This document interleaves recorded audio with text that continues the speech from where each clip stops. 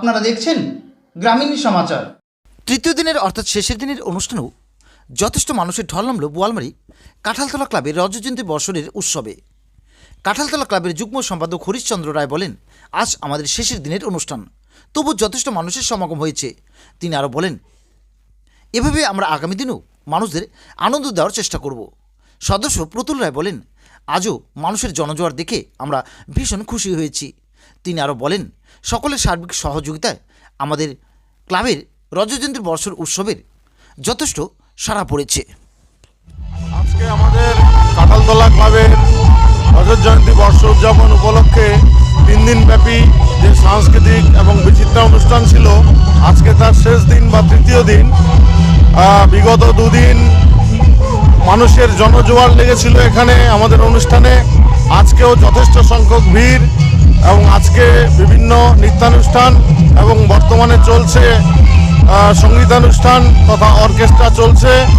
সাধারণ মানুষ ব্যাপকভাবে সাড়া দিয়েছে আমাদের অনুষ্ঠানে। সাধারণ মানুষের কাছে আমাদের আবেদন, তারা আমাদের পাশে থাকুন, আপনারা সকলে আমাদের পাশে থাকুন।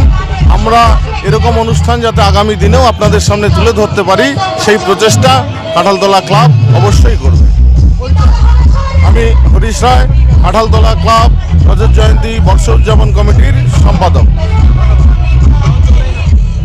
সমাপ্তির দিন, এই সমাপ্তির দিনে সমস্ত জনগণকে, বোয়ালমারীর সর্বস্তরের জনগণকে আমরা বার্তা দিতে চাই যে সম্প্রীতির বার্তা।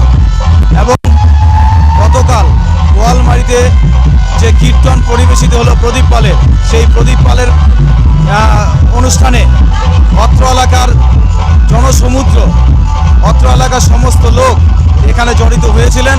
জনসমুদ্র হয়েছিল, যেন একটা সম্প্রীতির মেলা অনুষ্ঠিত হয়েছিল। তাই এই কাঁঠালতলা ক্লাবের রজত জয়ন্তী বর্ষ উদযাপন উপলক্ষে অত্র এলাকার সকল জনসাধারণকে এই অনুষ্ঠানকে সাফল্যমণ্ডিত করার জন্য সকলকে ধন্যবাদ জ্ঞাপন করছি। এই ধরনের অনুষ্ঠান আবার কবে হবে?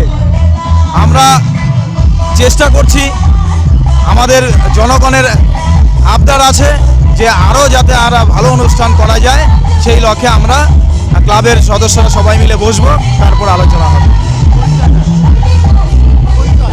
আমি কাঁঠালতলা ক্লাবের রজত জয়ন্তী বর্ষ উদযাপন কমিটির কোষাধ্যক্ষ প্রতুল রায়।